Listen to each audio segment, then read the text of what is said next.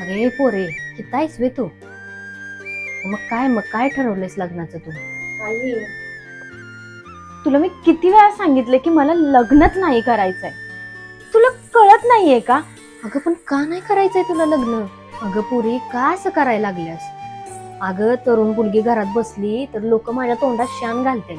त्यात तुझा बाप नाही आणि तुझी जबाबदारी माझ्यावर आहे.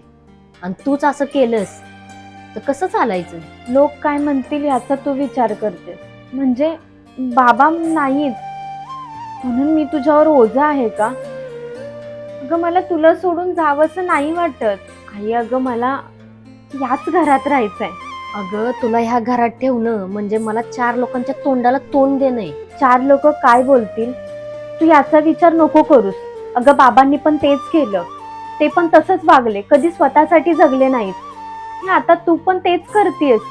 अगं बाबा गेले ना तेव्हा कुठे होती 4 लोक? ती कोणी आलं होतं का मदतीला आपल्या? का ग तू मला जिवंतपणेच मरण यातना द्यायला लागल्यास? अगं आई, मला तुला जिवंतपणी मरण यातना नाही द्यायच्या आहेत. अगं बाबा गेल्यानंतर आपणच एकमेकींचा आधार आहोत. तुला कळत नाहीये का?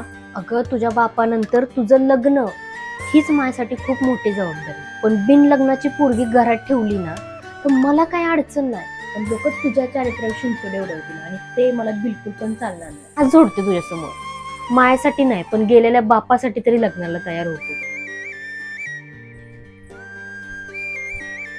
अवघड हाय गाड्या उमगाया